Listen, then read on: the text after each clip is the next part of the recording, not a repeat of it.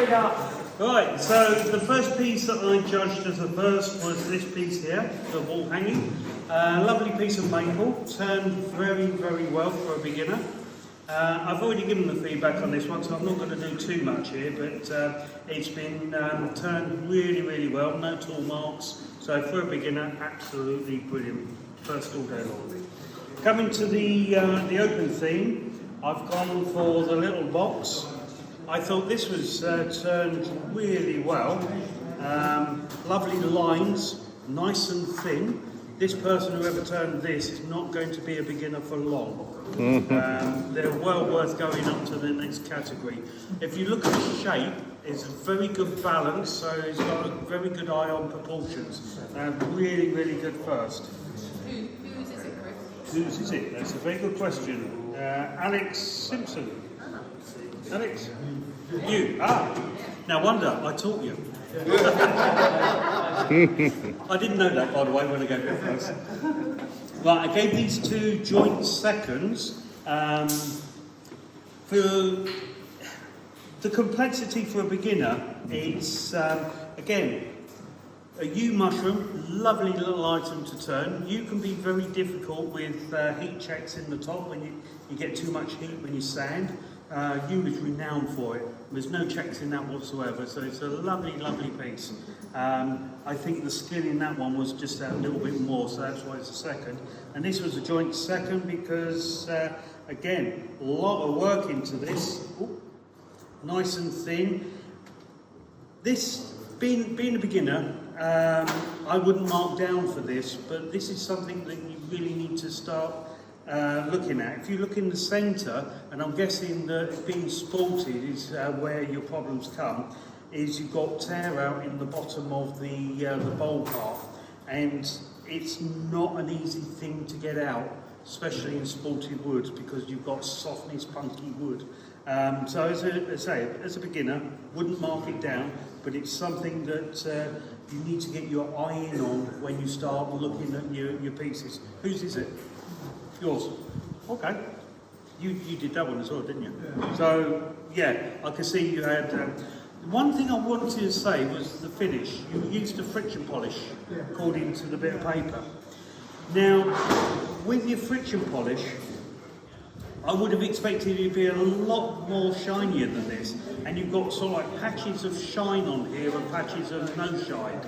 And what I think you've done there is that you've wiped your friction polish on, and when you've come to buff it, to give it the friction, give it a spin, I think you've rubbed a little bit too hard and you've actually taken the friction polish off. So you've almost gone back to the bare wood. That's why you've got little bits of shine here and there. As I haven't marked it down for it, it's one of those things that I think that when we do a workshop, we need to have a look at finishes just to show you the lightness of the touch rather than what will happen if you push that a little bit too hard. I know it's friction is heat, but you've got to be careful of too much heat or too much friction will actually take the polish off. But very, very well turned. Very well turned. Moving on. This one is the open intermediate. This is a copy of the demonstrator that we had the other month. It's yours. Yeah. Very nicely turned. However, now we're into the intermediates. We're actually looking at a little bit more closer, and you can always tell a wood turner from a non-wood turner because when they see a piece of wood, they feel with their fingers. They look with their fingers and not their eyes. If you rub your finger in there, what do you feel? Wood. It's a little So you can tell that's where you come off your cutting edge when you went in and went down. There is several ways that we can talk about how we can cure that, but I have given you first because it wasn't just because you're the only piece in. The rest of it is turned really, really well. Being an intermediate, it means we're a little bit more critical than the beginner, but not as critical as the advanced, okay? So I'll let you get away with that one. But on our next workshop, we need to talk about it. What was the finish? Hampshire sheen, high gloss. Yep, nice. I can talk to you about that as well. I've done their finishing excellence course. In the open, in the themes, the clock, very nice piece of each and very well turned. Very nice. The optical illusion though, whose is this? Yours. The optical illusion. You've got blocks of beech glued together, whether you buy it as a board or you've actually glued it. Where you've put the 12 and the 6, you're just off centre of the centre line, which is as an optical illusion. My OCD is kicking it out. You know, it's sort of like it's not centre; it's looking lopsided. I'm guessing it's not because it's in line. It's only just out. But my OCD is picking up on that. So if you come to try and sell that at a craft fair, you'll probably struggle because of that little detail. I say it's not fault because everything else is turned well. What finish do you use?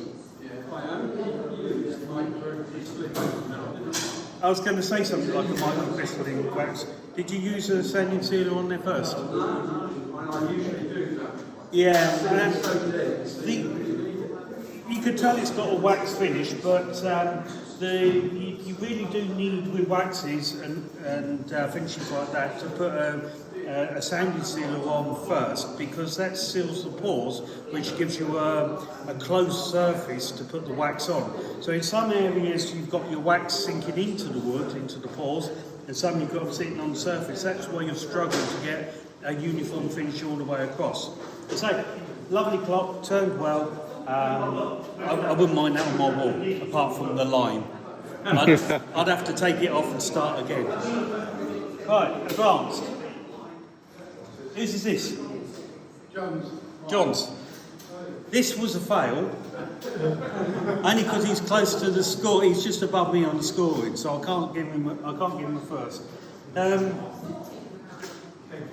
want to put the microphone down. The wood is chestnut? Oak, okay. Sporty oak. It's moved, isn't it? And you can tell that it's moved rather than not cut properly, because where it's moved and you've got the lumps, it's not all the way around. So for the benefit of the beginners and the intermediates, you know, always feel your wood with your fingers as you cut it.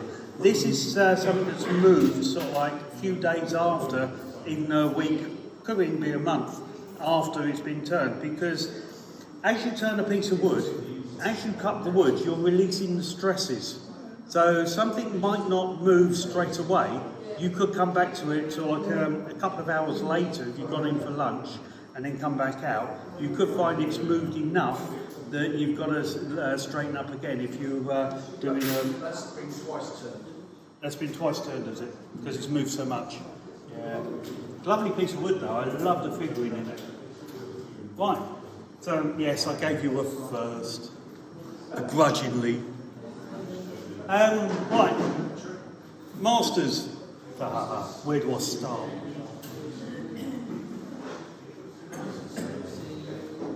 In the open, this is a nice piece of sapele. It's either sapele or a Rocco. It's got too much figuring in for sapele, wouldn't you say? Walnut. Could be a walnut. But anyway, it's a lovely shape. Even with your chucking point left in. No, I know. I picked up your piece as an example to the beginner down there, and I said, this is when you're a master, you turn off your chucking point. And I turned out, and it looks like you've still got a chucking point. Okay, I give you that. But I say, perfect finish, lovely uniform finish, no tool marks, no tool grain, lovely curves, lovely dimensions. It's a master's, you know, that's perfect. So that's why that's got a first. And then I came on to this one. This one, again, it's turned really, really well. There's no tool marks. I love the little straight edge and the sort of like the transition. So leaving a corner on a piece of wood on a bowl, if it's part of the design, it should stand out, and you know, it's not it's not a shape that's gone wrong or something like that. It's actually meant to be there. You can see that just from the shape. The reason why this is a second rather than a first, when you look inside, the finish is not as uniform as the outside. You know, it's not. I'm not one of these that says that the inside's got to be glossy, so the outside's got to be glossy, or vice versa. But if you're going to have a uniform finish, a nice smooth finish, whether it's a satin, whether it's a gloss, it needs to be all the way around and all the way over. If you look inside, you can see there where the light is reflecting off certain areas and not others, so it's not quite uniform. But it's a lovely piece of work, and it's turned really well. And the little shoulder on the inside matches where the shoulder is on the outside. Whose piece is this? Yours. Very nice. Was that a split that you cut out? Yeah, really nice. Was it a yarn bowl? No, it's yarn bowl. Somebody suggested it could be a salad bowl. Okay. It's nice. I really like it. What finish did you use on it? It's artificially matte, but a lot of sandals in it, and it was very spongy. Okay. It's a bit terrace sycamore, It's taken really well to the outside. It just, the inside, I've had to be critical because of the quality of the other stuff, you know, and I had to find something between them. And unfortunately, that one, there was no, it was perfect, whereas this, the outside is lovely, the inside, you can see the finish hasn't quite gone correctly. Right, whose is this piece? Mine. Yours? I like the way you tried to disguise all the circles at the bottom of your finish with all this wood. Yeah, and the finish. As I'm not quite a master, but I am a qualified judge, I do tend to spot things, even when they're hidden. So that's why you got the third, was the inside. But it's a lovely bowl, lovely shape. I love the detail in the bottom. Have you noticed that there is slightly it's some a bit of tear out. Yeah. Bit of tear out. You know, for a master, that's something that we would have to sort of like pick up on. Wouldn't pick up on the beginners, but unfortunately on the master I would. But it was fraught mainly with the circles in the centre. It was fraught with tear out. It was left, right, and centre. But it's a lovely bowl though, and it's very functional. It does what it's meant to do. So even though you try to disguise it, well done. Right, and on to the themes. I've given both of these a first. Whose is this one? Mine. Yours. Lovely. You went to Daventry, didn't you? No, I cribbed your idea from last month. Oh, you picked this one, didn't you? I love it. I absolutely love this. I would stick this on my wall any day. You know. In actual fact, if you're selling it, I might even buy it off you. It's gorgeous. Love it. Oak. Yep. Yeah. And the Tiny Turner's chameleon flakes. Absolutely perfect. This can't fault it at all. No marks.